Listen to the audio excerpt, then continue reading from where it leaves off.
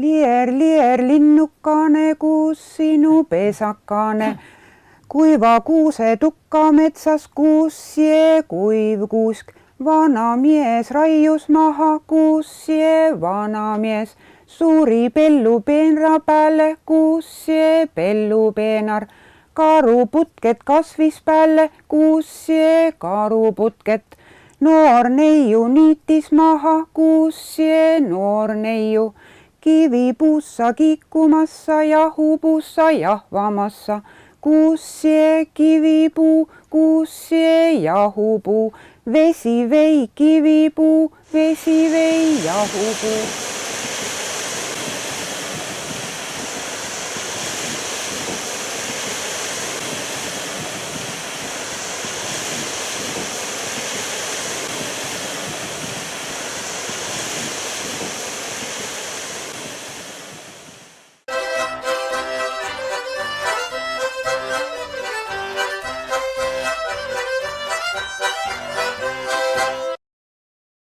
Muuksi mägi on looduslik paeastang, nagu seda pikki Eesti põhjarannikut mitmel pool näha võib.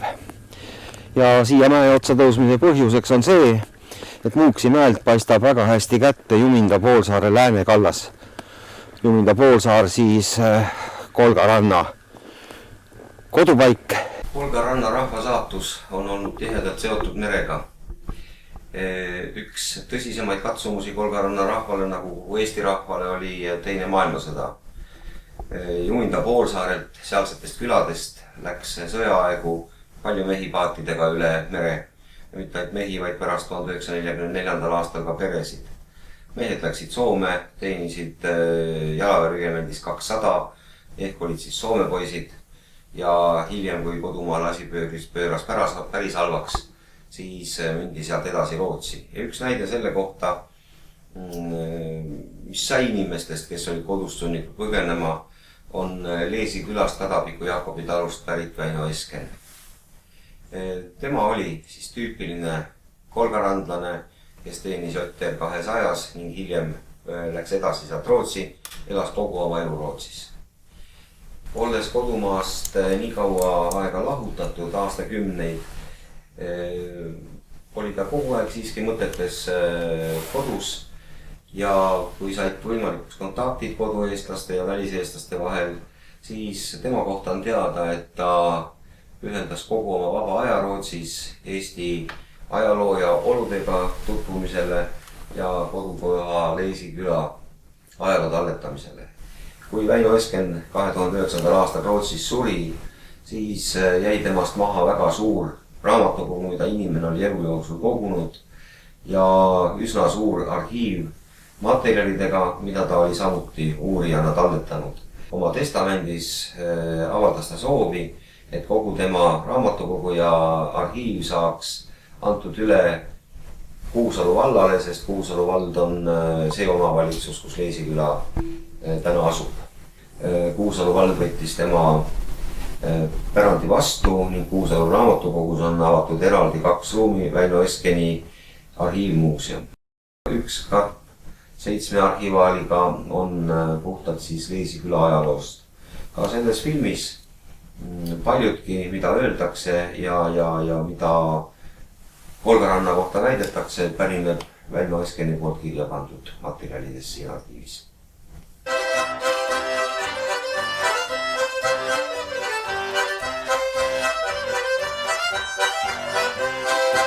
Kivikirved on kõige vanemad, kindlamad ja kindlamalt dateeritavad inimtegevuse jäljed Lahemaal.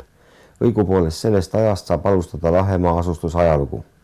Kiviaja lõppu ja pronksiaja piirile kuuluv kivikirves on leitud Leesi külast, Tõugu külast ja Palmse mõisast. 1930. aastate teisel poolel oli keegi teesillutus kohustuslik talumees Leesilt Mustiksoo nõmmel asuvast kruusaaugust kruusa võttes leidnud sealt umbes vaksapikkuse silmaga kivikirve. Leidja oli andnud selle Kolgaabla külas Vainu talus elava Ralf Kivi kätte ja palunud teda viia see leid õigesse kohta. See leid anti üle arheoloog Erik Laidile, kes 1936.–40. aastal oli Eesti Vabariigi muinsuskaitse inspektor. 1933. aastal avaldas Paul Johansen oma suuruurimusest Die Estlandliste des liber census Dania, muuhulgas Eesti vanema rannaasustuse kontseptsiooni. Selle järgi oli rand 13. sajandi algul arvatavasti asustamata. Kolga rand ongi selline poolsaar, mis jääb nüüd Kolga lahe ja Hara lahe vahele. Ja Kolga rannas on siis 9 küla. Esmamainitud tegelikult on Taani hindamisraamatus aastal 1290 Juminda ehk Jummendake küla. Teisi külasid sellel ajal veel ei eksisteerinud.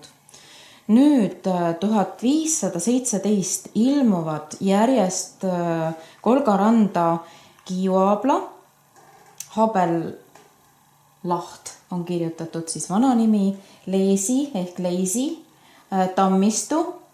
Huvitaval kombel ei ole Tammistul mingit sellist vanaaegset nime ja Tapurla ehk Taberla.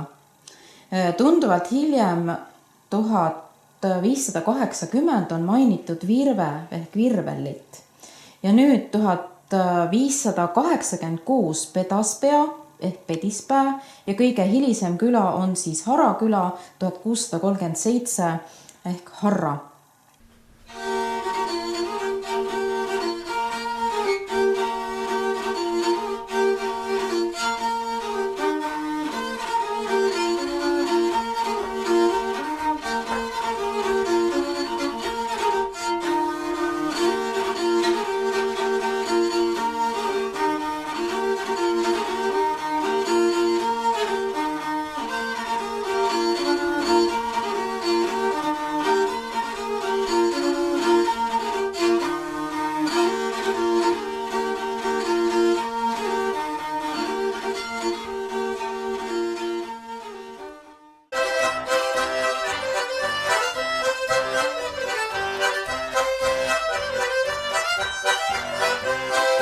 Kõige suurem erinevus Kuusalu kihelkonna maa- ja rannarahva vahel seisis küll nende keelemurdes. See oli isegi paiguti nii suur, et sisemaa inimene näiteks Kolga või Kõnnuranna murdest vaid suuri vaevu aru sai. Eriti arhailine ning seejuures tugevasti Soome poolt mõjutatud oli murre Juminda ja Pärispea neemel nõndanimetatud Pohiranna.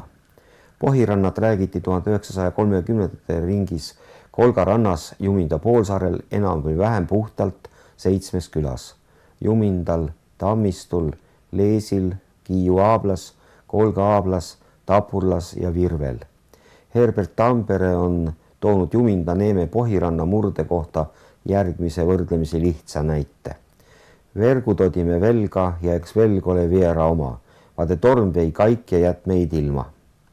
Üldse kostis see murre soomepäraselt, muljeerumata ja veidi lamedalt. See tähendab seda, et sa pead iga arvestama, kuidas sa istud ja kuidas sa astud. Et minul oli üks naabrinaine ja kui ma tema juurde läksin, no ega ma siis enne 3 tundi ei tulnud. Ja minu abikaasa ei olnud mulle mitte midagi rohkem, kui ütleb samuti, et sa mõtle, mis sa teed ju ilgust, kui sa nii kaua külas oled. Et see siis näitas seda, et inimene peab oma sammusi ja oma tegemisi ja oma aega arvestama. Restori Mart oli vasika tapanud ja siis oli paasla ja riidi peal köitama hakata seda vasika liha. Aga kogu aeg, kui tema seal sussitas, siis kassul ja räppa sisse ajanud, hakkas seda liha naarama sealt paast. Ja Mardil oli nii palju hing täis saanud ju, kui kass sulkib ära ja oli ahju peldi eest ära tämbanud ja ahju oli veel tuline olnud ja viskanud kassi ahju. Ja vähest aega oli kass oli vaitult selle ahjus ja siis oli hirmus mõrakas käinud, karganud selle peldi eest ära ja läbi akuna välja. Ja et niisuguse vaardiga ja niisuguse riigiga, et ehtuks on Bornholm, mille lõunaks Londonis. Üks mees, minu sõbranna isa ütles seda, et kuidas tema naeris oma naabreid. Siit tuleb seda natukene võib-olla seda keele erinevust, kuidas siis tema kui maamees naeris oma naabrid, et need Andineeme mehed ei oska üldse rääkida. Need ütlevad, jutt käis põõsast, need ütlevad pöösas. Ja need Muuksi mehed, need on täitsa lollid, need ütlevad peesas, aga meie ütleme õieti, me ütleme põesas.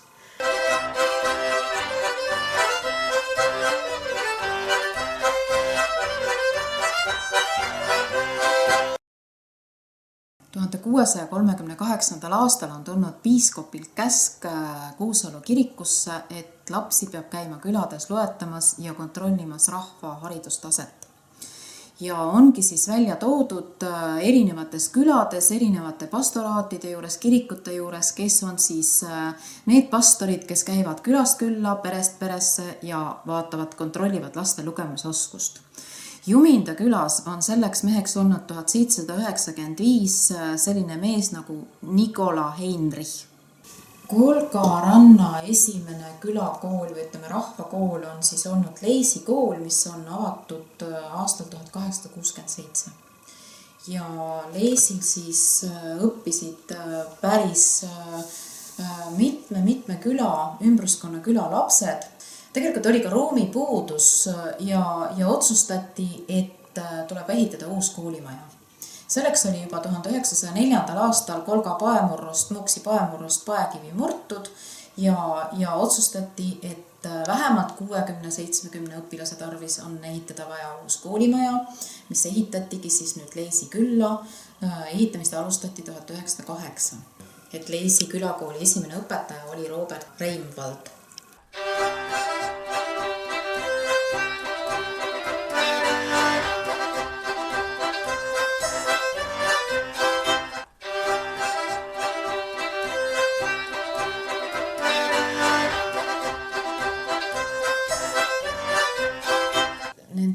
Kolga ranna koolidest kõige uuem kool on Harakool, ehitatud siis 1912 ja toiminud või töötanud siis 1954. aastani. Esimeseks õpetajaks Kaarel Piider.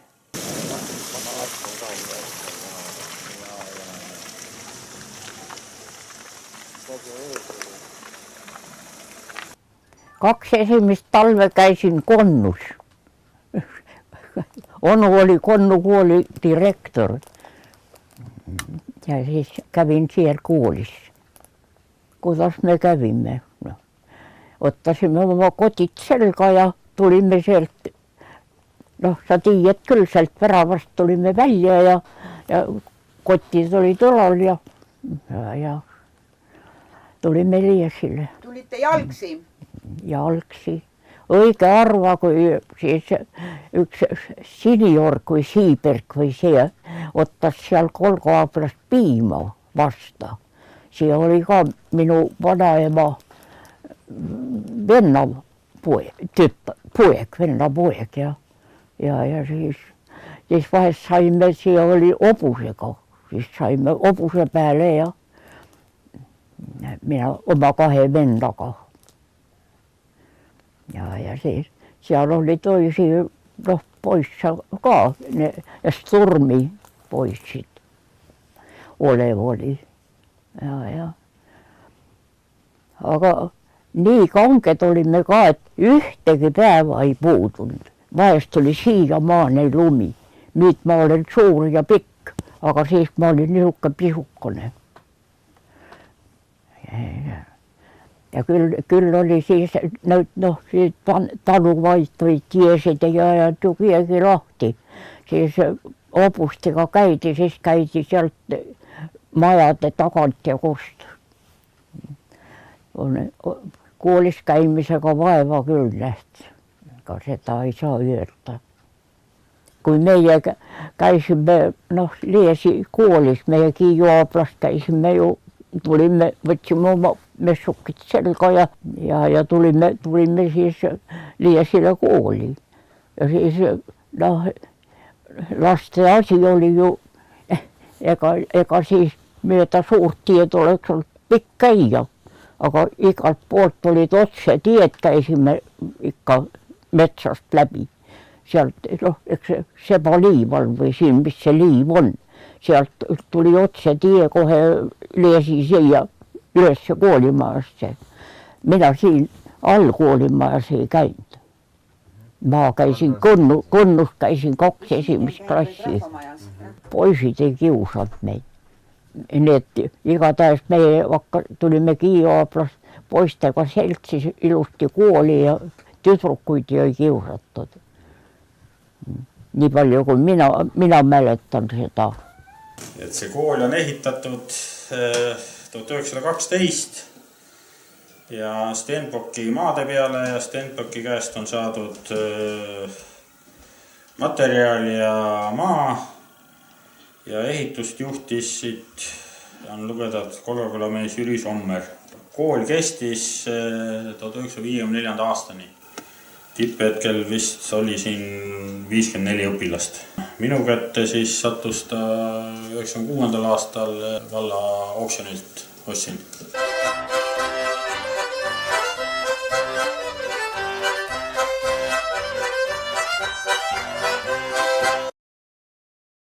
Enne, kui mindi nüüd Soome saarestiku kalale, tegelikult mindi ju mai alguses kuskil 6-7 nädalaks ja nüüd oli nii, et ennem kui kodult mindi, siis oli selline koosistumine, see oli selline, ütleme ikkagi väga püha toiming, kui kogu pere, vanad noored istusid koos, sellepärast et merele läksid ju kõik tööjõus mehed ja ka naised, koju jäid ainult vanurid, lapsed ja võib-olla titeootel naised ja nüüd kunagi ei teadnud, mida meri võtab, mida meri annab, kes tuleb tagasi. Et siis tihtipeale jäädi ju merre ja jäädi ka sinna samasse Soome saarestikku.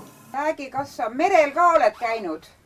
Ja vahest siia mehega seltsis, sõuda oskan küll, aga mootoritest ma ei tea midagi. Aga võtan ikka aerud kätte ja vien tiirud ära. Souan. Aerud kätte ja souan. Ja. Aga võrku parandada ja siis seda... Verkku parandada. Verkku parandada ja siis neid niisugasi meretyösid, neid ma oskan kaikki. Talupojad oskasid küpsetada kala, et need lestad olid pandud siis õlgedele, et see oli nagu eriline meetod, et ma tean, minu vanaisa küpsetas ka kala, silku küpsetas ta õlgedel. Panni peale pandi õled ja siis pandi sellega need praeahju, et pärast see kala tuli sealt õle pealt niimoodi lahti rebida, et siis tuli see nahk, et see oli eriliselt õrk kala olnud. Et kuidas just need Kolgaranna naised oskasid kala küpsetada.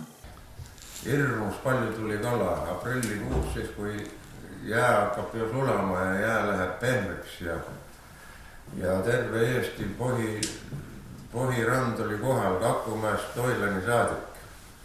Ja Virve külajees ja Tapurla külajees on ühed noodalooma kohad. Ja kohalikel inimestel on ju oma loomakohad kõik meetri täpsusega teada, kus koha peal vedada ja kus ei ole kive pohjas ja noodad lohki ei lähe. Aga siis oli nii palju, et jää oli mustkohasest rahvast. Neid brigaadis oli nii palju peal, et ohutu kala tuli. Ja mina olin 15 aastane alles, aga Liesiküla pundis oli jälle üks inimene tuli puudu. Naised olid kannades oli.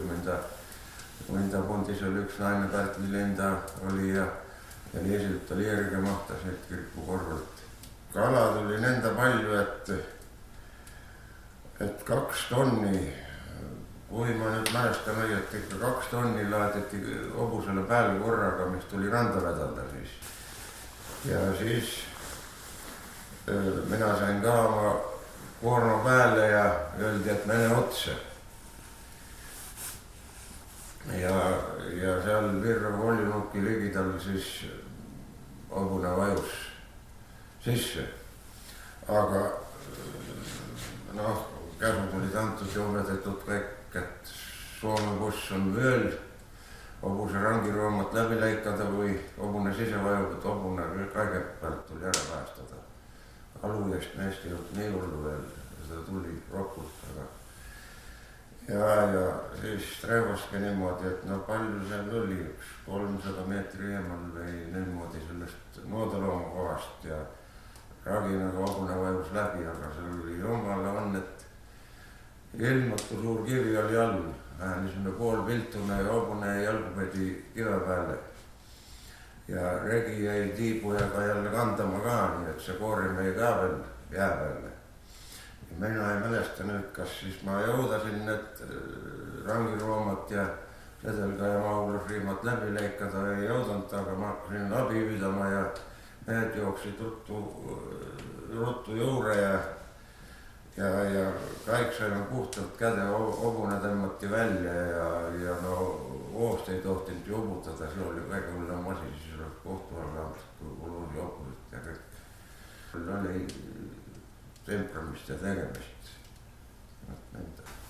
Tihtipeale, kui sa ajakirjast kusagilt loed, siis seal on niisugune küsimus, et mis sa mälestad, kõige esimene asi, mis sa mälestad oma lapsepõlvest. Ja ma olen selle peale mõtlenud ja mul tuleb üks lugu meelde. Ja see oli märtsikuu päiv. Võib-olla ma olin 4. või 5.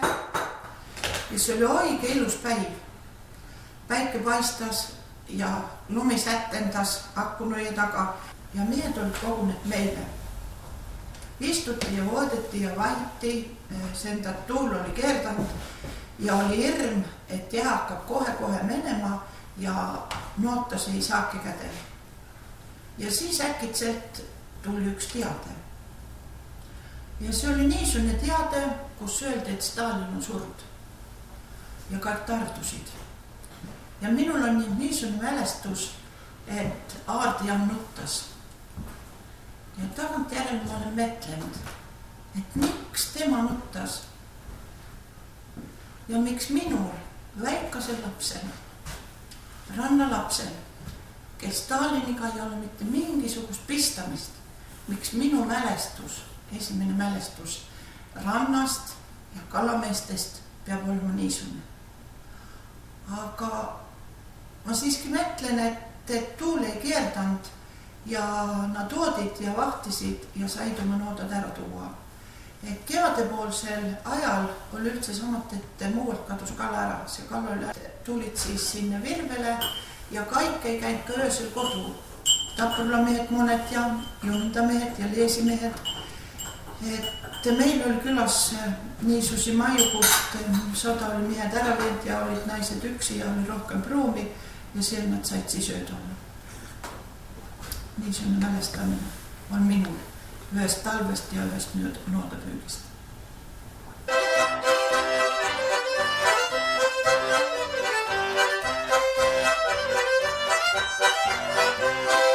Rannarahva kivikirik Põlispärnade varjus pühakojaks pühitsetud 1867. aastal. Leesi kogudus ja kirik oli algusest kuni 20. sajandi lõppkümnenditeni Kuusalu Laurentiuse koguduse abikoguduseks, ühe ühise õpetajaga. Värvikate nikerdustega varabarokne kantsel 17. sajandist on Harju Jaani kirikust.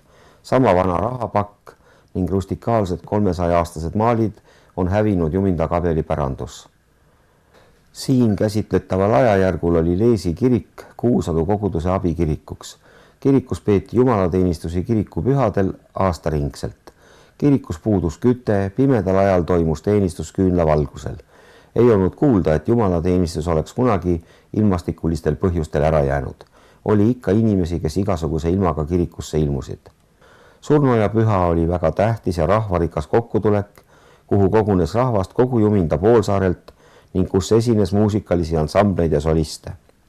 Tavaliselt tuli pastor kohale oma vedruvankris, kutsariga pukis ja peatus abikoguduse vöörmündri Hans Reefeldi perekonnas, kus teda alati värskelt röstitud oakohvi ja konjakiga kostitati, mida ta väga kiitis.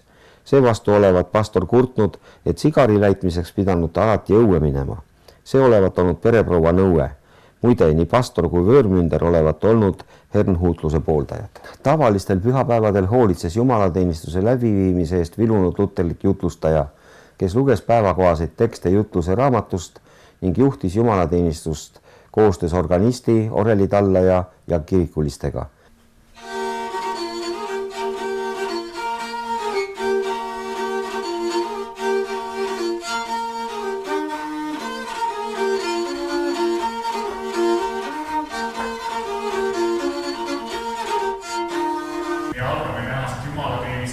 meie issanda Jeesuse nimel ja laulame esimeseks lauluks laulu number 384.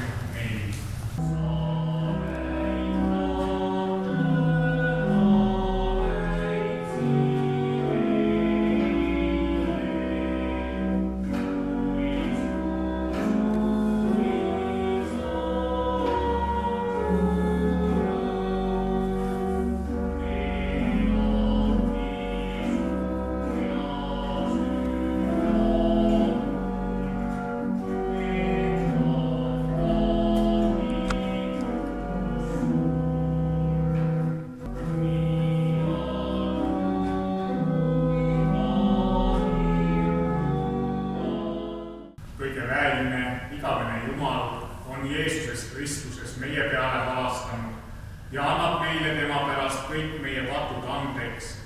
Annab meile ka armu, et oma elu parandame ja igavese elu täime. Aga kuidas rahvas kirikus käis? Kas käidi kirikus kohe usinasti või? Need mutid ja need tulid jala juba Kolgaablast ja need olid juba hommiku varakult läksid. Ja kirikus oli iga kord inimesi. Mina kui siin elasin, mina käisin ka kirikus. Minu selja taga on Kiiu-Aabla apostliku õigeusu kirikuhoone. Ehk nagu kohalikud inimesed seda kutsusid Vene papi maja. Võiks jääda niisugune arvamus, et kas see ikka kellegi kirik üldse on, kuid tõepoolest selle koguduse kohta on arhiivides säilinud kirikuraamatud ja dokumendid.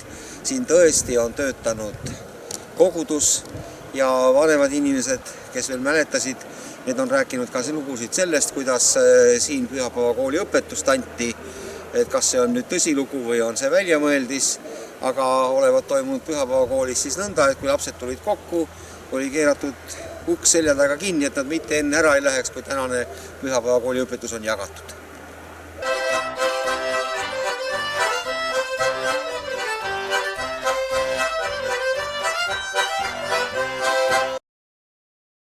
Kolgaranna kuulsaim Piirituse kuningas Eduard Grönström pärit Kolga-Aablast kaldatalust. Vaese kaluri poisina sõitis ta siis salaja kalalaevaga Soome, sealt edasi Rootsi ja Taani ja kogus siis tasapisi raha, kui saatis koju emale. Ema raha ära ei kulutanud, pani kõik oma poja teenitud sendid siis kõrvale ja kui poeg tuli koju tagasi, siis oli tal algkapital olemas ja temast sai Eesti mõjuvõimsaim Piirituse kuningas, kes omas kõrghetkel 8 laeva ja tema varandust on hinnatud 8 miljoni sendini ja oli ta mitte ainult rikas, kui ta oli ka mõjuvõimas poliitikas, igas asjas kaasa rääkija. Temaga juhtus siis autoavariide hukkus 1932. aastal 23. juulil Tallinn-Viljandi maanteel. Et Piiritseveoga siis niimoodi, et siin on tegelikult väga hea foto, et kuidas mehed läksid siis oma Piirituse koormaga Soome poole ja siin on näha foto pealt ka need suured Piirituse kanistrid ja oma purjepaadi või siis mootorpaadi taha käis tegelikult selline saba, mille kohta öeldi torpeedo. Nad olid laotud siis tipp üksteise järgi, see saba oli päris pikk ja raskuseks olid soolakotid ja tegelikult üle mere oli ju kaugele näha, kui piirivalve hakkas tulema. Mehed nägid, piirivalve tuleb, siis kirvega raiuti läbi see saba ja see uppus ära, sool vedas selle põhjal. Nüüd tegelikult mehed teadsid väga hästi, et kui ruttu see sool sulab ja selleks ajaks tuldi tagasi, kui see torpeedo kerkis pinnale. Mehed võtsid oma koorma ja läksid Soome ja sellega siis rikastuti. Aga siin on näha tegelikult meil muuseumis on sellised huvitavad rekvisiidid, et inimeste kavalusel ei ole olnud piire. Et kuidas on kasutatud, näiteks kui vana läks oma tavalise aerupaadiga, läks ka Soome, siis tal tasus võtta näiteks selline kanister, mis siis käis tal õlma alla. Vanamees istus ja aerutas, ta pani selle kanistri endale siia ilusasti jaki alla, see ei paistnud välja ja sellises kanistris on täpselt 8 liitrit alkoholi. See on siis ära mõõdetud. Ja ega see ei olnud veel kõik.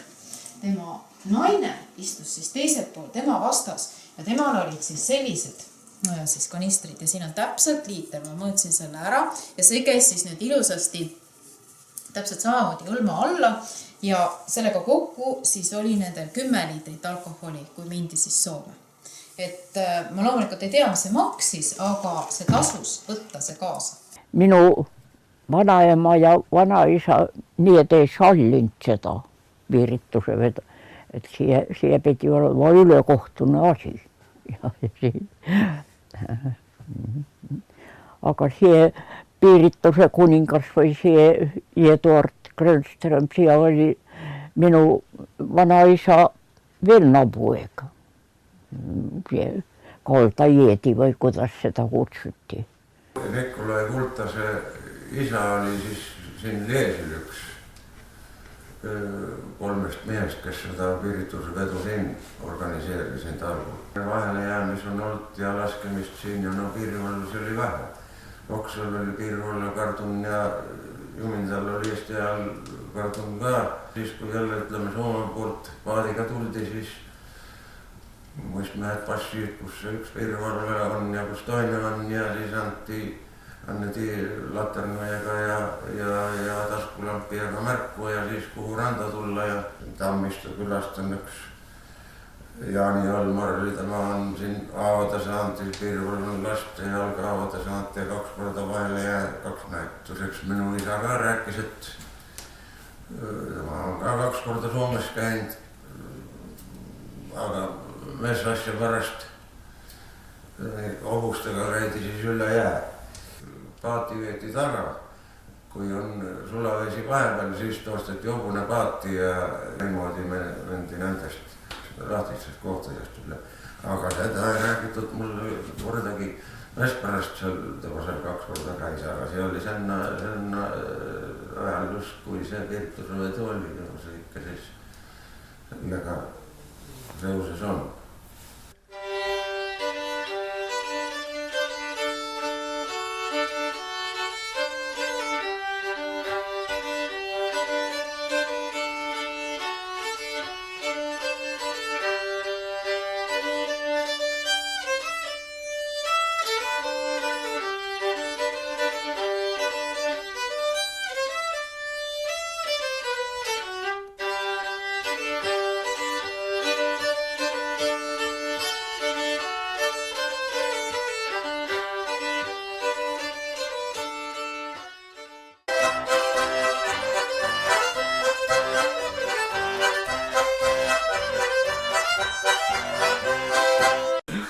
Kannel on selline rollfilm, mille kohta võib vabalt öelda, et poole elu häälestada, teise poole elu mingid ikka häälest ära pilliga.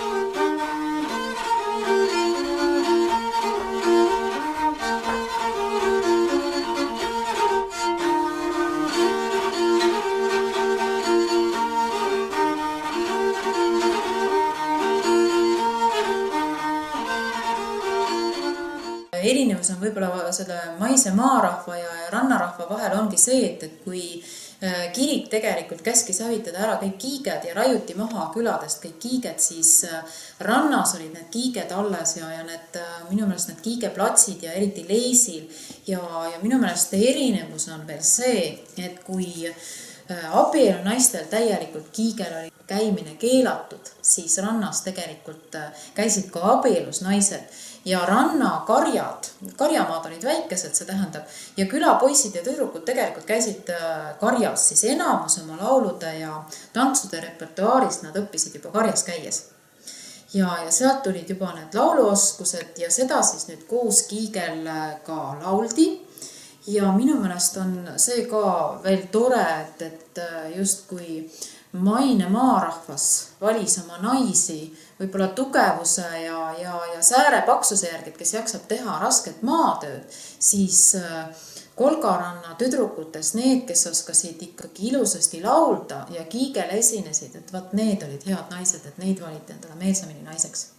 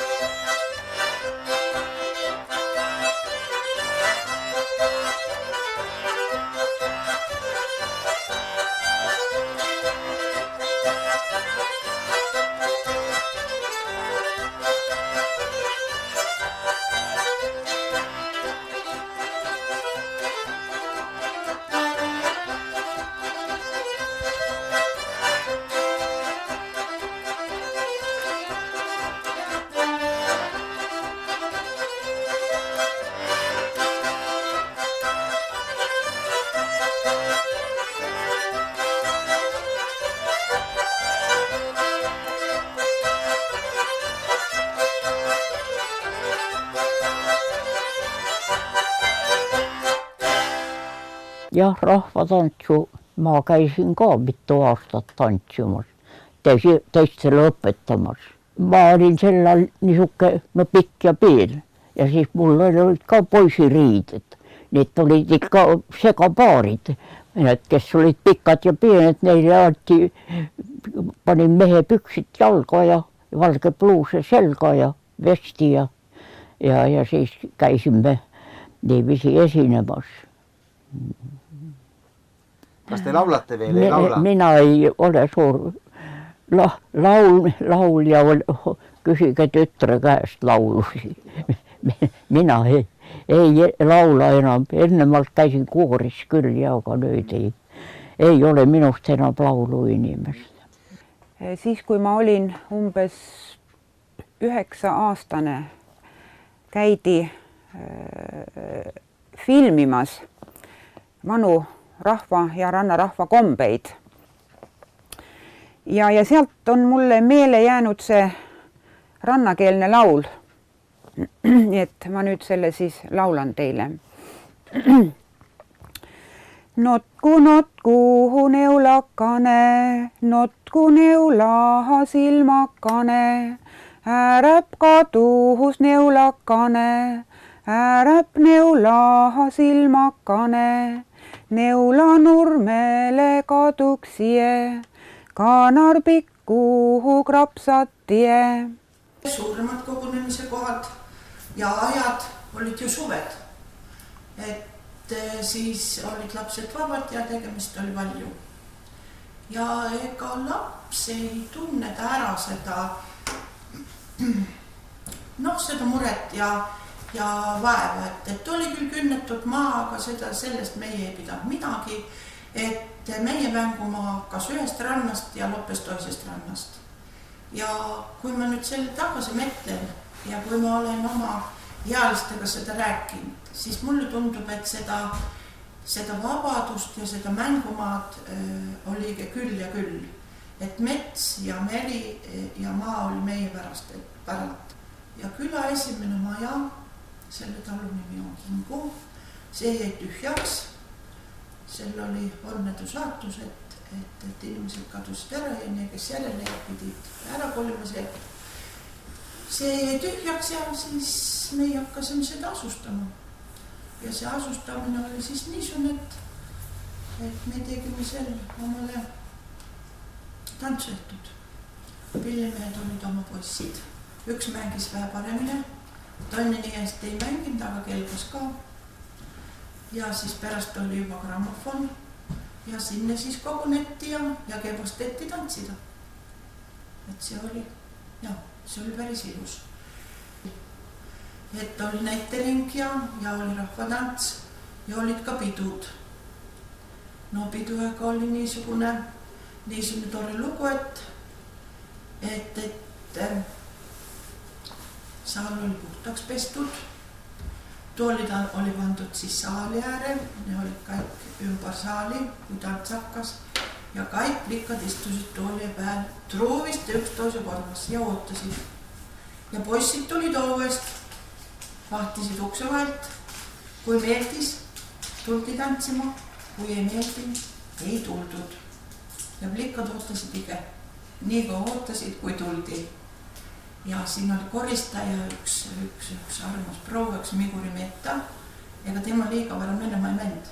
Tema tahab näha, kes kellegiga tantsib. Ja nii kaua siis loodeti ja vahiti ja nurriti. Kui meekta läks kodu, siis hakkas tants. Ja siis tants käib jooma, kui siis kas 3 või 4 või. Kui naabrinaised räägivad, et kas sinu pojad täna peole lähevad, et see on Leisikülas, siis et lähevad küll, et poisid jäid ju koju bussi ihuma, et see tähendab seda, et igas peos läks pärast ka tapluseks. Selle rannakülade ja ütleme siis maakülade vahel oli selline paks mets ja soine ala ja kui tavaline kolgarahvas käis läbi siis harjumaalasega, siis rannarahvas käis läbi juba paljude teiste rahvastega.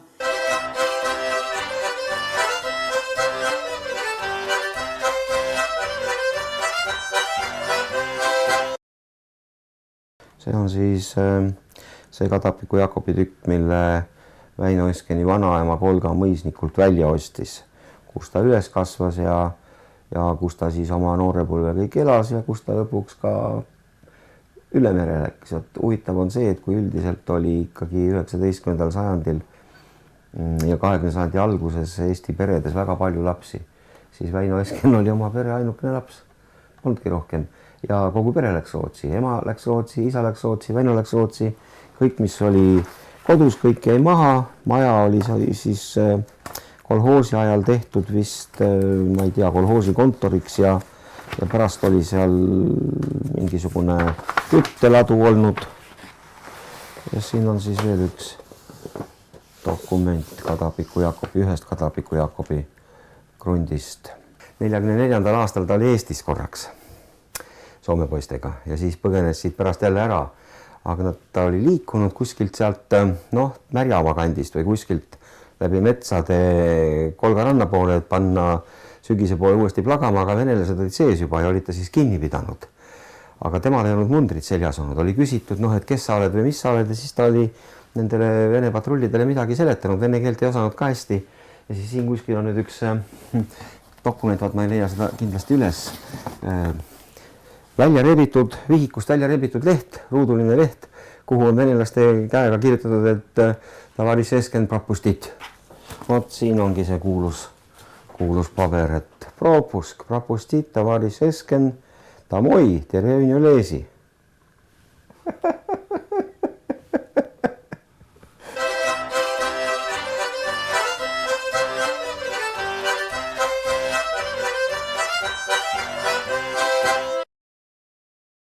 Notku neulakane, notku neulaha silmakane, ääräp kaduhus neulakane, ääräp neulaha silmakane, neula nurmele kaduksie, kanar pikkuhu krapsatie.